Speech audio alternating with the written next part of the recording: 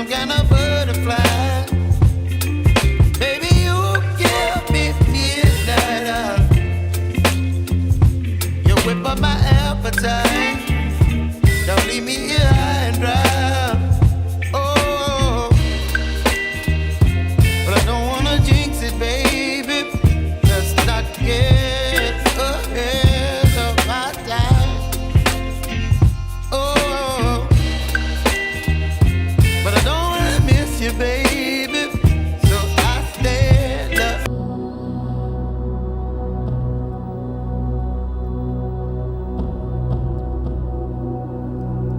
Eternal Egypt, flowing in the ageless cycle of time. A cycle of death in the hostile desert. Rebirth in the mighty Nile. For over 2,000 years, ancient Egyptians believed that their dead set sail on a sacred journey to a wondrous afterlife. Today, their monuments speak to us of miracle and mystery.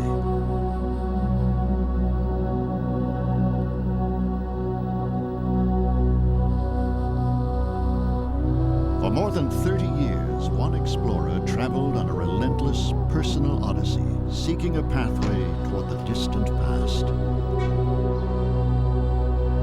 In the end, he would be rewarded with ancient Egypt's most brilliant bequest. Howard Carter would find the tomb of Tutankhamun and gaze upon the face of Pharaoh.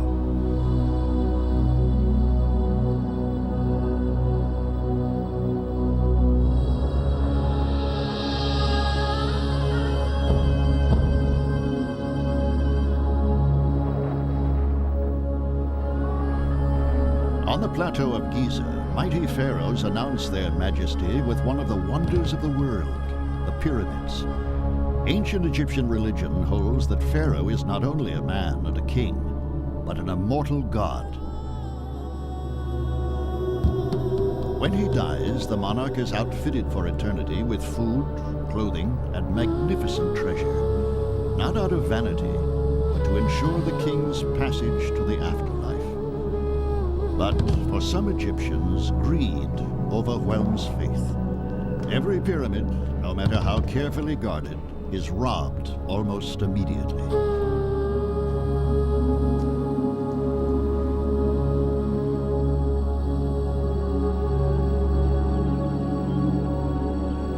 In 1570 BC, the burial site of the pharaohs is moved up the Nile to a desolate canyon that will become known as the Valley of the Kings.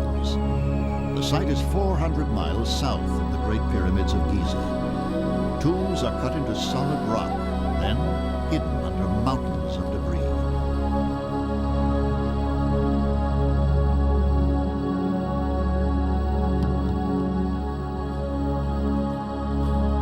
The penalty for tomb robbery is death, but even here, the lure of gold and treasure is too great. The Valley of the Kings is looted and sacked.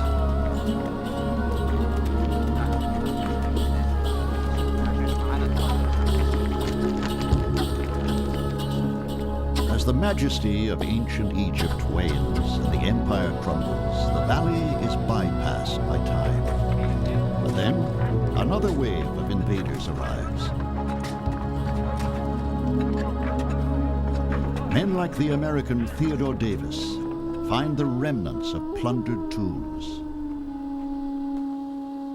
In 1914, Davis gives up, declaring that the Valley of the Kings holds no more secrets. Howard Carter will labor for the next 8 years to prove him wrong.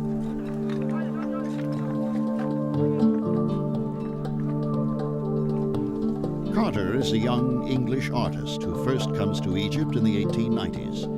He absorbs the skills of archaeology, and he imagines the valley in the age of magnificent burials and desperate crimes.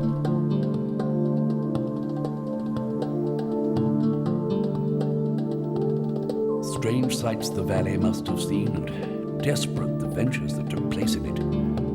One can imagine the plotting for days beforehand, the secret rendezvous on the cliff by night, a bribing, drugging of a cemetery guard, the desperate burrowing in the dark.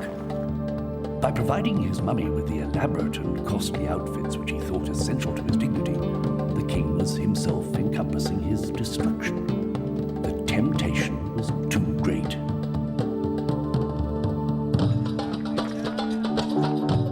For years, Carter watches the fortune seekers come and go.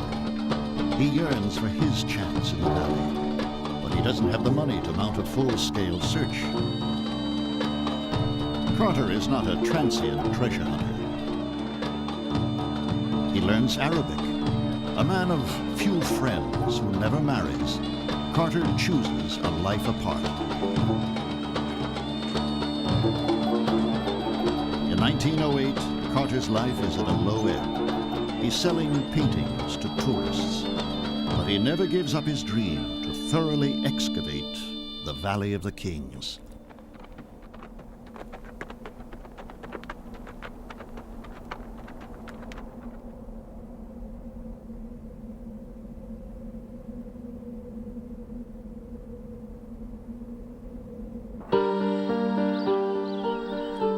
In an English country castle, the man who will share Carter's quest, George Edward Stanhope Molyneux Herbert. The Lord Carnarvon has developed a passion for Egyptian art.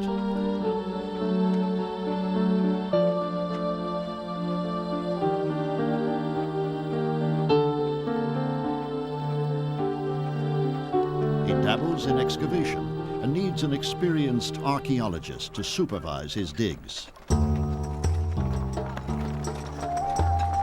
In 1909, Carnarvon hires Howard Carter to select sites and hire workmen where he feels there are treasures to be found. It is the biggest break in Carter's career.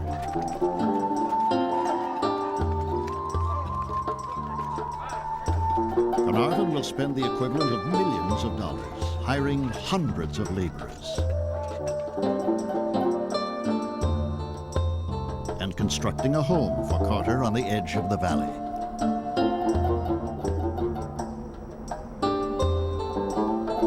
In 1914, Carnarvon secures the license to dig in the valley that Theodore Davis has surrendered as worthless.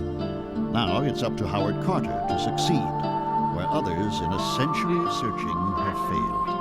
The labor of his life has begun. It's true that you may find less in the valley than in any other site in Egypt, but if a lucky strike be made, you will be repaid for years and years of dull and unprofitable work.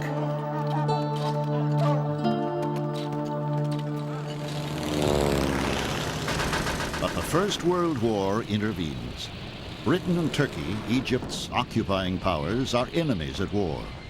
All excavation is halted in the Valley of the Kings.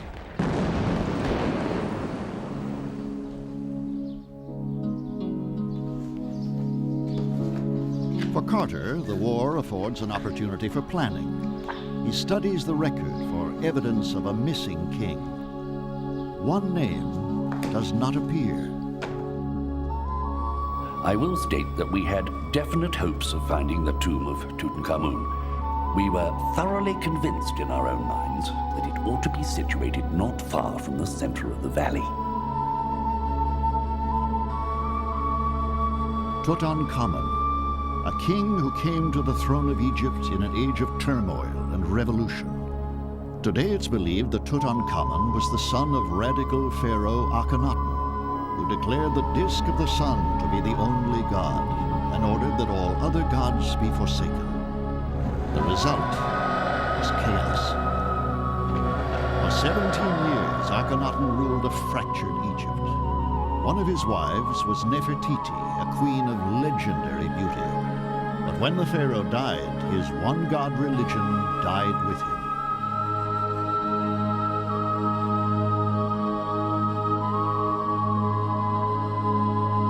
Carter knows Akhenaten's successor was the mysterious Tutankhamun, who ruled for only a few years and then vanished from history.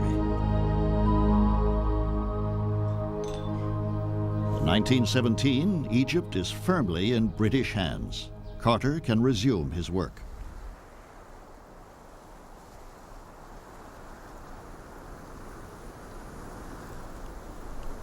Carter's plan is methodical and backbreaking. Using the newly developed wartime technique of grid bombing, he divides the valley into small sections so that no doorway, no staircase can go overlooked.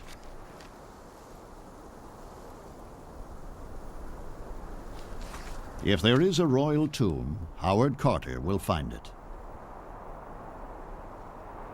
Many thousands of tons of surface debris would have to be removed before we could hope to find anything.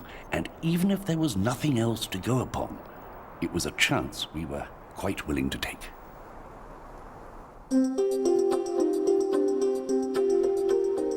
1917, 18, 19. The valley's treasures elude Carter, just as they had eluded all who came before him. In 1920, Carnarvon and his daughter, Lady Evelyn, arrived to inspect a meager find of pottery jars and to question the wisdom of continuing the search at all. We had now dug in the valley for several seasons with extremely scanty results, and it became a much debated question whether we should continue the work and try for a more profitable site elsewhere. After all these barren years, were we justified in going on with it? The post-war years have not been kind to the English aristocracy, and digging dry holes in Egypt is an expensive undertaking. Carter is continually afraid of being cut off by his patron.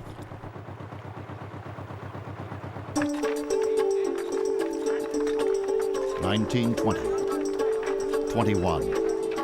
Carter's makeshift railway has moved thousands of tons of debris, and still nothing of value.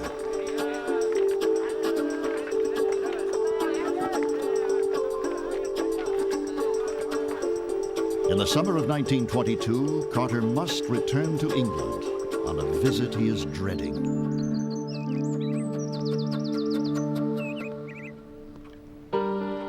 Carnarvon's patience and his money are running out. But Carter is still convinced he can find the tomb of Tutankhamun.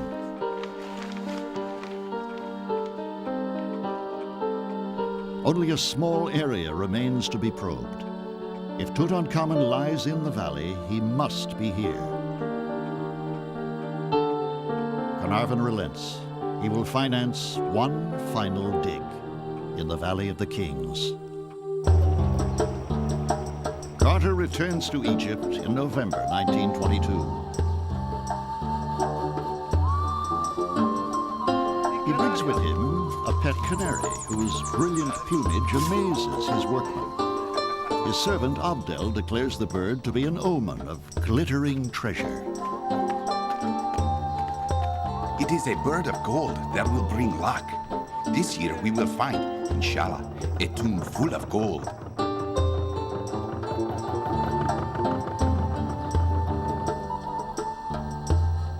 Three days later, Howard Carter rides into the valley as he has 1,000 times before. But today, his life will change forever. Let me try to tell the story of it all.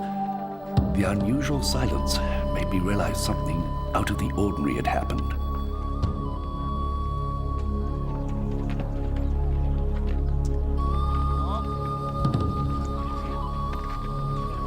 The workers have uncovered a stone staircase just a few yards from a popular tourist attraction, the burial chamber of Ramses VI.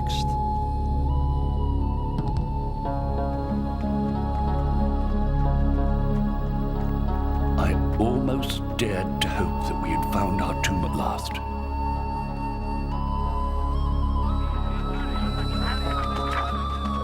Work progressed more rapidly now. Step succeeded step. Toward sunset, there was disclosed the upper part of a doorway.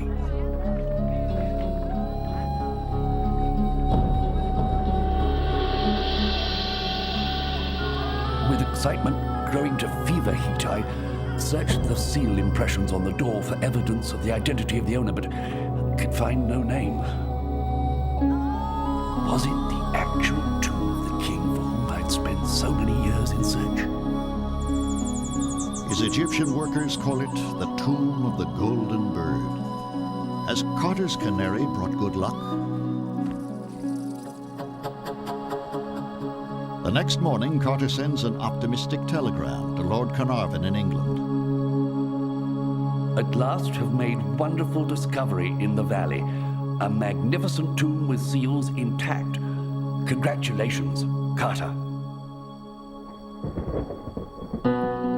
Carter is obliged to wait for his patron to arrive. His spirit swings from excitement to despair. He does not yet know whether he has found a plundered tomb or a magic tunnel to the ancient world.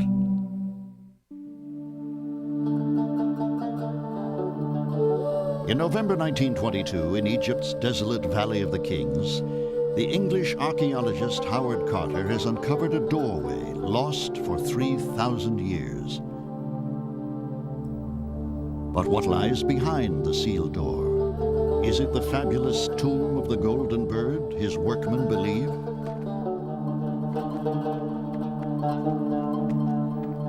There was always the horrible possibility that the tomb was an unfinished one, never completed and never used. If it had been finished, there was the depressing probability that it had been completely plundered in ancient times.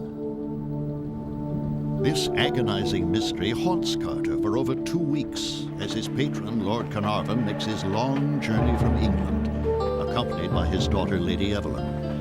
It is a voyage Carnarvon has made many times before, but now the stakes are at their highest. The train ride up the Nile brings him to the valley that has fueled Carter's obsession for a quarter century and drained Carnarvon's fortune for 6 frustrating years.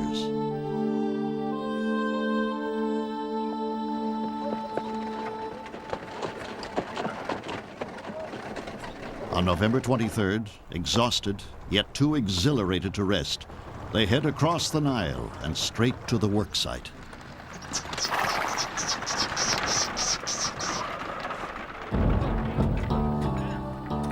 The digging continues. The doorway exposed. On it, the seal of Tutankhamun. Carter's perseverance has paid off at last. At this instant of triumph, Carter notices something. It is a crushing blow. There had been 2 successive openings and reclosings of a part of its surface. The tomb, then, was not absolutely intact as we had hoped. Plunderers had entered it, and more than once. The work continues frantically. What lies beyond? A passageway filled with rubble and rock. 3 days later, the corridor has been cleared. For the first time in 3,000 years, human footsteps echo through this silent passage to the dead.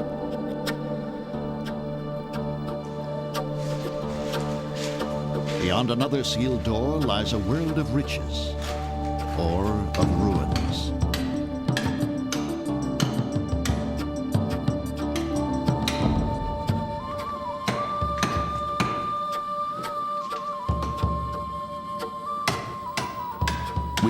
Trembling hands, I made a tiny breach in the upper left-hand corner.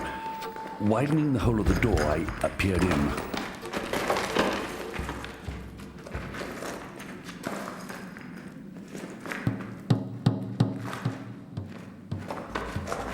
At first, I could see nothing. Details from the room slowly emerged from the mist.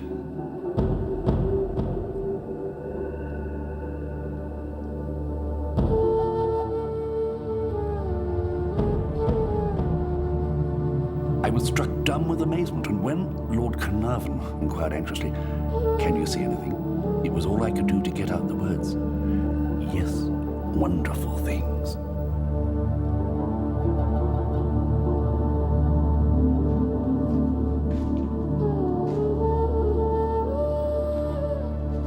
Inside lies splendor such as modern eyes have never seen. Yet something they sense is missing. It dawned upon our bewildered brains that in all this medley of objects, I noticed for the first time that between the two black sentinel statues on the right, there was another sealed doorway. The explanation finally dawned upon us. We were but on the threshold of our discovery. What we saw was merely an antechamber. Behind the guarded door, there were to be other chambers, and in one of them, we should find the Pharaoh lying.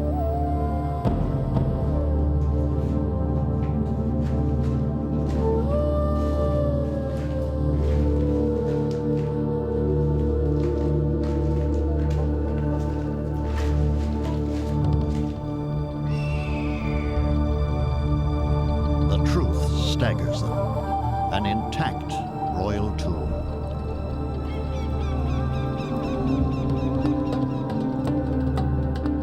Intact but not untouched. Shortly after the royal funeral, robbers carried off boxes of gems and jeweled gifts. But what they left behind is overwhelming.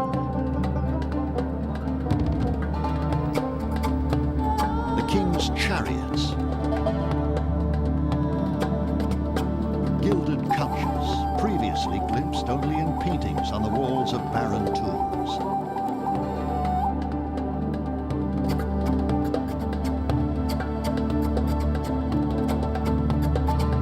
Egg-shaped boxes of meat and fowl to sustain Pharaoh on his journey.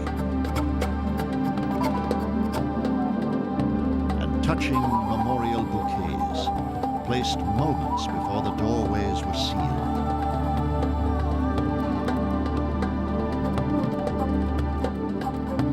The tomb is a cluster of small rooms. A hole leads to one Carter calls the annex.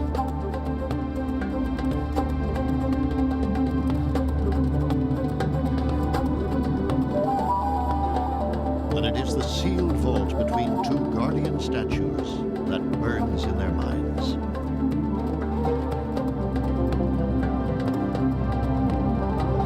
We debated far into the night the possibilities of what might lie beyond it. Visions of chamber after chamber, each crowded with objects like the one we had seen, passed through our minds and left us gasping for breath. I think we slept but little that night. In fact, they do not sleep at all. Secretly, they return to the tomb, desperate to learn if Pharaoh himself still lies beyond the sealed wall.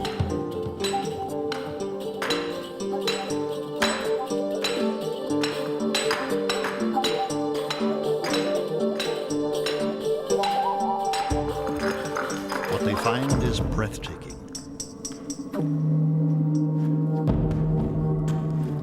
The seals are intact.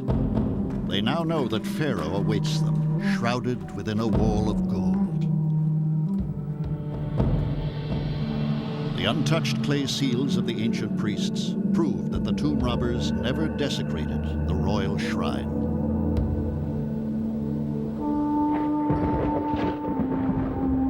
Ancient Egypt is about to speak its most sacred secrets.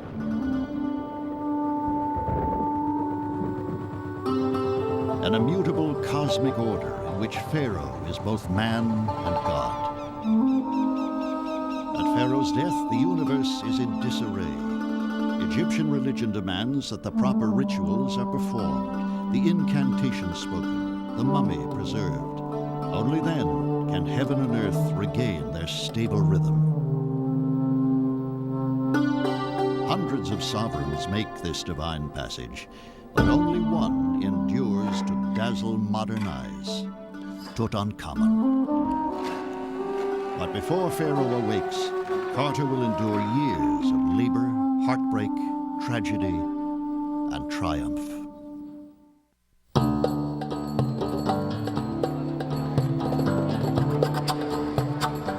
In the winter of 1922, the discovery of the tomb of Pharaoh Tutankhamun bursts upon the world. Crowds of reporters, tourists, and dignitaries invade the once silent Valley of the Kings. Suddenly, Howard Carter, a distant, solitary man, must contend with unending waves of the curious. Despite the mobs, Carter acts with extraordinary patience. He orders that every item in the tomb be meticulously catalogued and conserved. Lord Carnarvon predicts this will keep Carter busy for weeks. fact, it will consume his life for the next 10 years. A team from New York's Metropolitan Museum is working nearby. Carter hires the museum's photographer, Harry Burton.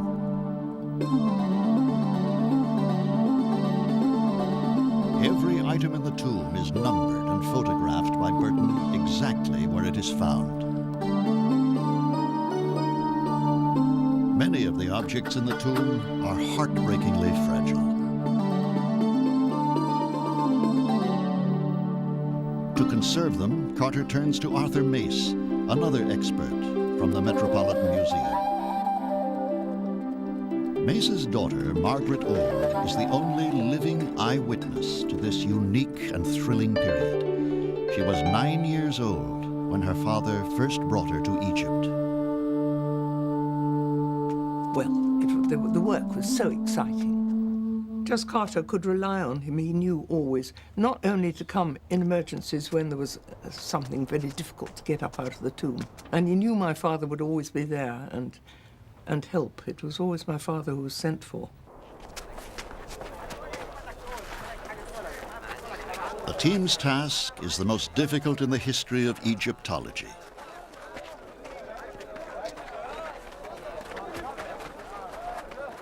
Slowly, the forgotten pharaoh Tutankhamun reawakens.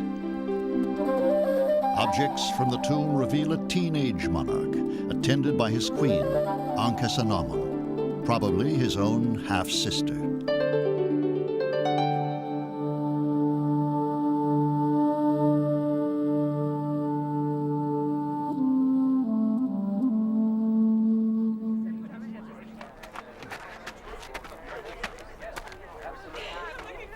As the tomb reveals its secrets, the conservators find a tantalizing clue to Tutankhamun's youthfulness.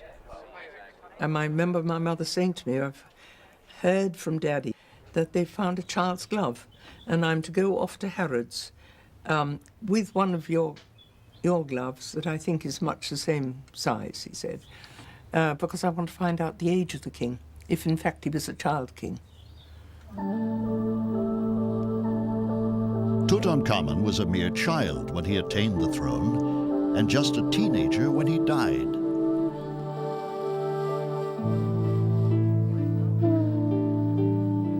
Half of the pharaoh's great wealth now belongs to Carnarvon. His triumph incenses Egyptian nationalists who believe Tutankhamun's treasures belong to Egypt.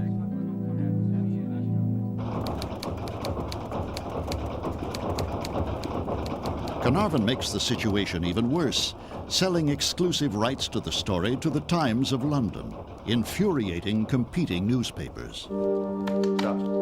The tomb is not his private property. He has not dug up the bones of his ancestors in the Welsh mountains. He has stumbled upon a pharaoh in the land of the Egyptians. To the nationalists, the tomb is not a treasure chest to be plundered.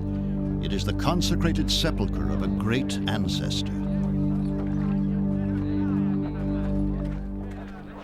The thrill of the discovery has faded.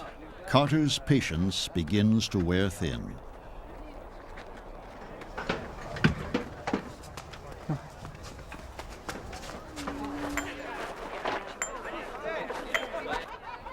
Carnarvon treats the tomb like a tourist attraction, throwing picnics for wealthy friends.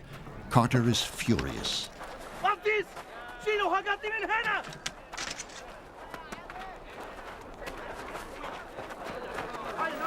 We have an opportunity in this tomb such as no archaeologists ever had before.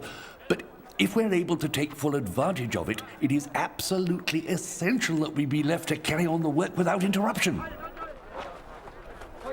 Half science, half sideshow, the work proceeds. Carter and Carnarvon have told no one of their secret visit to the burial chamber. They've hastily covered up the evidence of their entry.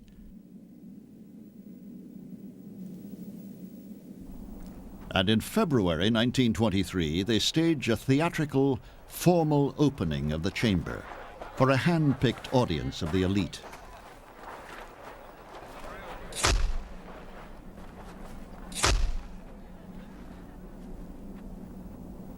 Block by block, the wall falls away. Behind it, another wall of gold. Within this sealed shrine, another barrier, another golden shrine. As Carter will discover, the second of 4 standing between him and the Pharaoh.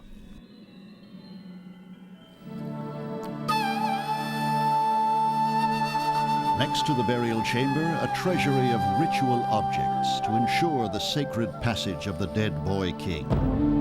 Guarding the entrance, Anubis, protector of the king.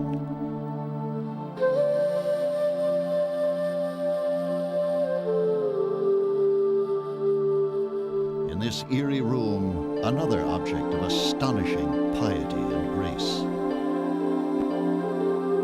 Facing the doorway on the farther side stood the most beautiful monument I had ever seen. It is undoubtedly the canopic chest and contains the jars which play such an important part in the ritual of mummification. Guarded by goddesses, the jars contain the king's internal organs.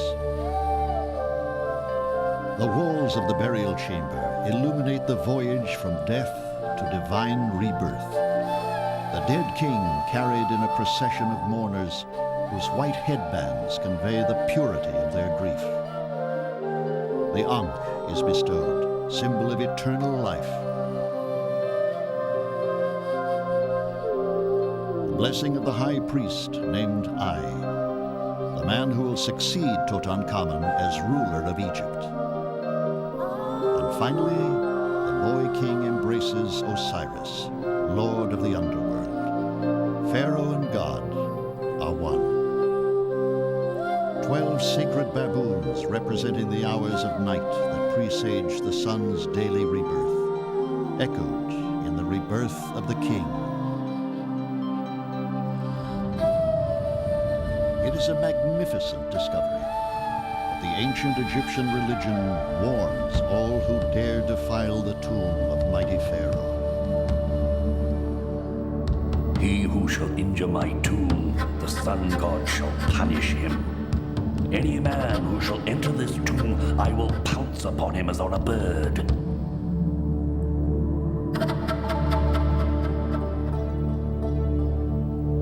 At this very moment, Howard Carter's canary is swallowed by a cobra, the sacred serpent, protector of the king. At the tomb, one journalist whispers, "I give Carnarvon 6 weeks to live." The legendary curse of Tutankhamun is born.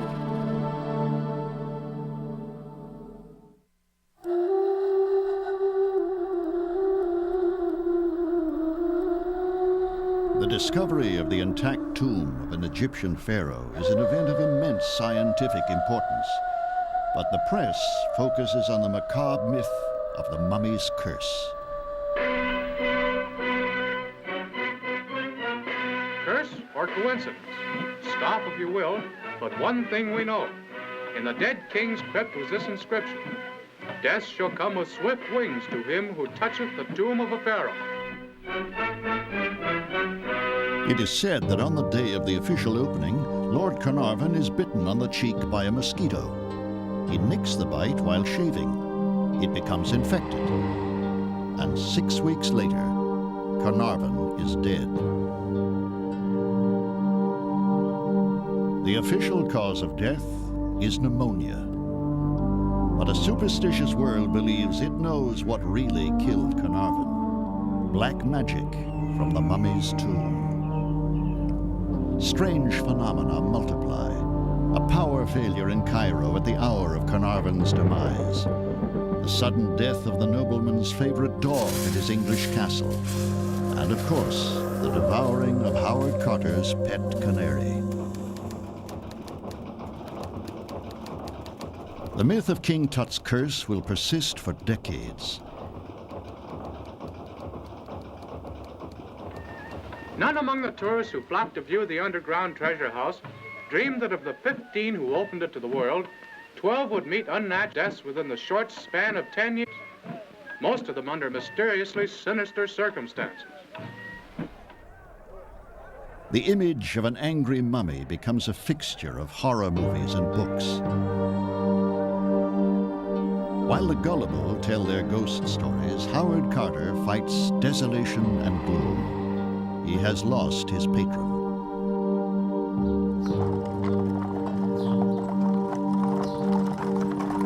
Lady Evelyn leaves Egypt and soon marries the son of the chairman of Lloyd's of London. At the hour of his greatest discovery, Howard Carter finds himself alone.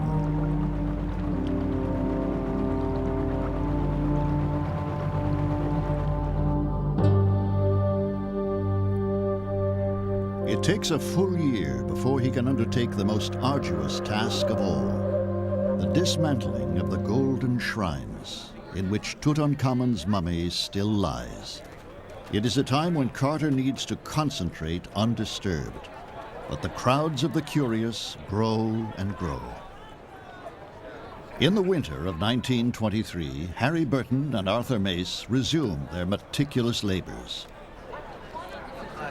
Mace's daughter, Margaret Orr, often visited her father's laboratory that season. This was a very beautiful disused tomb that they turned into a workshop, basically. All I remember, really, was my father saying that there should be better ways of looking after things, but all they could think of doing at that time was pouring melted wax on the things to keep them together, before they were moved. Because everything was so terribly fragile, and he showed me all this. And then he said, I think you'll like the chariots best. And I certainly did. The carving was absolutely lovely. Each side of the seat, there were these figures. Even I then could just stand looking at them, trying to pick out the different types of faces. And it just struck me as very romantic, this young boy king sitting in this beautiful, very golden chariot, going roaring over the desert. That really captured my imagination.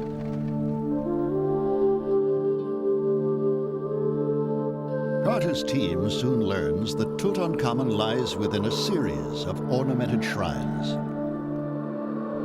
For 12 weeks, working in stifling conditions, they disassemble the royal mausoleum, until finally the doors of the fourth and last shrine are swung open. We were to witness a spectacle as no other man in our times has been privileged to see. The decisive moment was at hand. The doors slowly swung open, and there, filling the entire area within, stood an immense yellow sarcophagus, intact with the lid still firmly fixed in its place, just as the pious hands had left it. On the lid, Carter finds an inscription. May he inside be uninjured, the son of Ra, Tutankhamun. On February 12, 1924, before another crowd of invited dignitaries, Carter is ready at last to remove the massive lid of the sarcophagus. I gave the word. Amid silence, the huge slab, weighing over 1.25 tons, rose from its bed. The light shone into the sarcophagus. The contents were completely covered by fine linen shrouds. A gasp of wonderment escaped our lips, so gorgeous was the sight that met our eyes. A golden effigy of the young boy king of most magnificent workmanship filled the whole of the interior of the sarcophagus.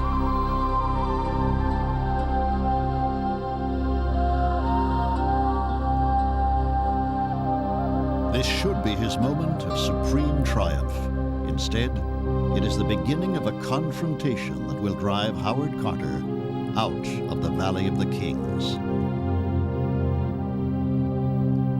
In Cairo, a new government of Egyptian nationalists sees Tutankhamun as the perfect symbol of Egyptian majesty and power. When Carter proposes that the wives of his colleagues, not a group of visiting Egyptian officials, should be the next to enter the tomb, the government denies permission. Carter is outraged. He padlocks the entranceway.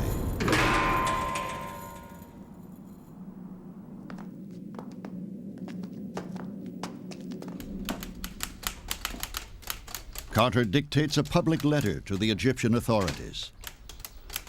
Owing to the impossible restrictions and discourtesies of the Egyptians' Public Works Department, all my colleagues have refused to work any further upon their scientific investigations in the tomb. The government gives Carter 48 hours to surrender the key. He refuses. Time runs out. The Egyptians make good on their threat. They send an armed force to his home. The ministers were to go down and take the locks, break the locks, and take over the tomb.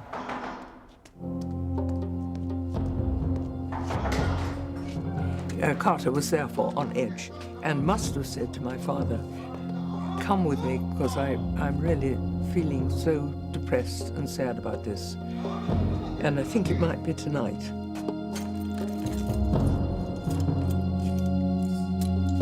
How extraordinary that the Egyptians decided they'd got to bring an army to take the locks away from one defenseless little man. It is archaeology's first labor strike and Howard Carter's biggest mistake. He is to leave Egypt not knowing if he will ever gaze upon the face of Tutankhamun. Reluctantly, Carter agrees to a lecture tour of North America. The tour makes him wealthy and famous, but privately, Carter is confused and defeated. On that outer lid was a tiny wreath of flowers. It pleases us to think the last farewell offering of the widowed girl queen to her husband. I shall retire renouncing any claims whatsoever to the Tutankhamun discovery, and also from future archaeological research, with a broken heart. In art, in fashion, in music, and movies, King Tut is the boy of the hour. Tutmania is born.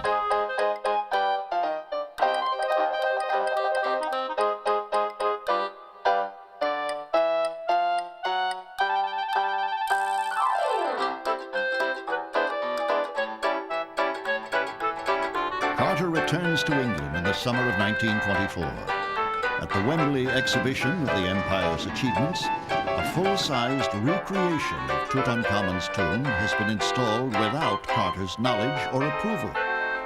Carter attempts to sue, but backs down. Tut's tomb is the hit of the fair.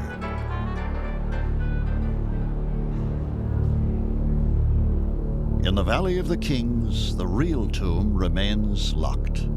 Even the Egyptians concede that only Howard Carter is qualified to proceed with the unveiling of the king's sacred coffin and the mummy within.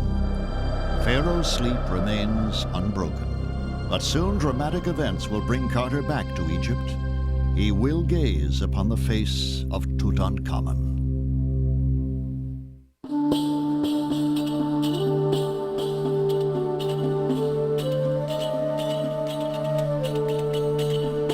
In eternal Egypt, death is the agent of renewal. Now, death brings renewal to Howard Carter. In November 1924, a terrorist bomb kills Sir Lee Stack, Britain's high-ranking official in Egypt. Britain retaliates by forcing the nationalist government to resign and installing a new government sympathetic to British interests.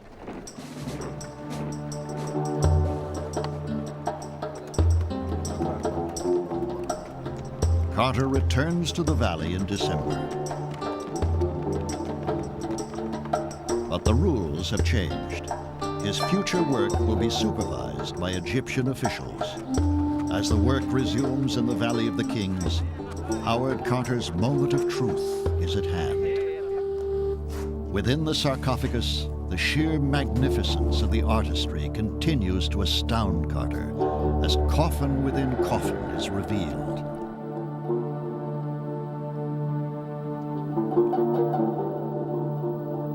It was a moment as anxious as exciting. The lid came up fairly readily, revealing a second magnificent anthropoid coffin covered with a thin gossamer sheet. Underneath this covering, in places, glimpses could be obtained of rich, multicolored glass decoration encrusted upon the fine goldwork of the coffin.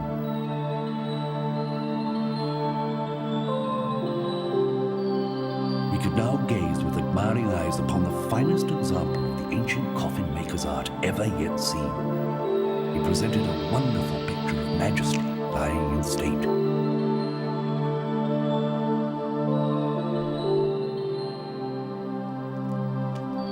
Ritual oils used by the priests to anoint Pharaoh's remains have turned as hard as rock.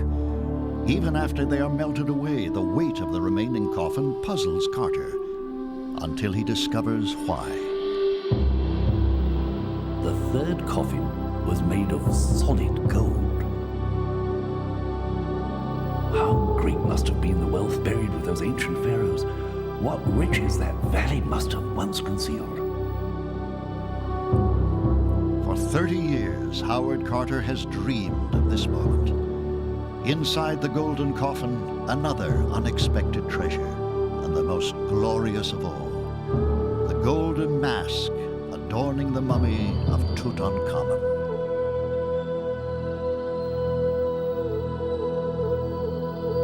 At such moments, the emotions evade verbal expression, complex and stirring as they are.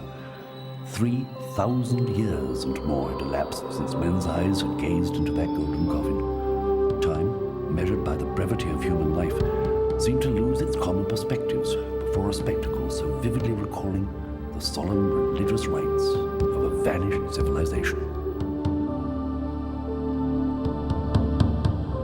More than 150 dazzling pieces of jewelry, almost all of them gold, placed on the king's body precisely as described in the Egyptian Book of the Dead.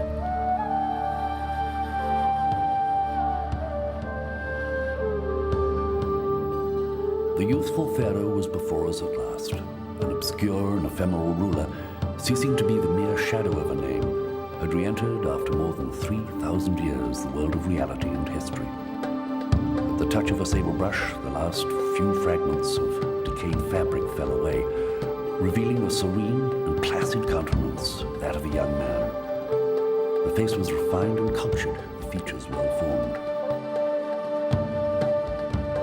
The tomb had yielded its secret. The message of the past had reached the present, in spite of the weight of time and the erosion of so many years. For Howard Carter, only one question remains. Why did the boy king die so young?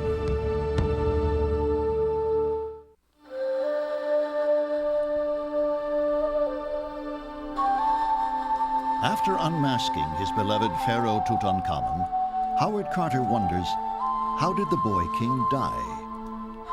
In the great temple at Karnak, there is one statue whose face resembles the image on the golden mask of Tutankhamun. But the king's name has been replaced with that of his successor, stricken from life and death. And Carter suspects the young monarch was murdered.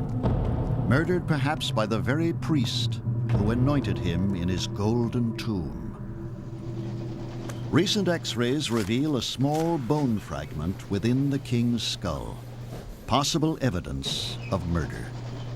Tutankhamun may have been the final casualty of his father Akhenaten's one-god revolution, killed by priests anxious to restore the old religion.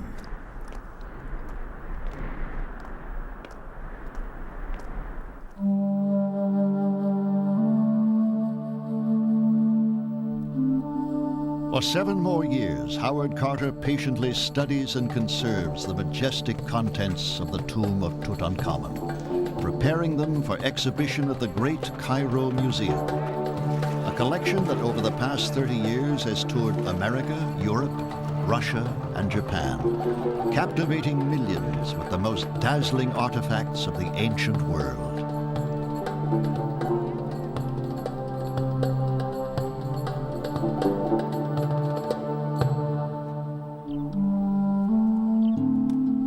In 1932, the quest is complete. Carter remains in Egypt, retelling the tale of his great discovery to any tourist who will listen.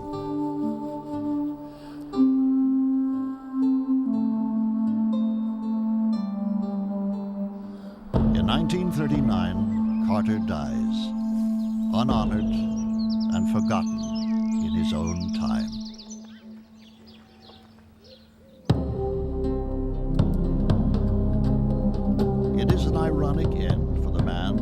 rediscovered Tutankhamun, a minor and forgotten pharaoh. Carter resurrected the lost king only to share his fate.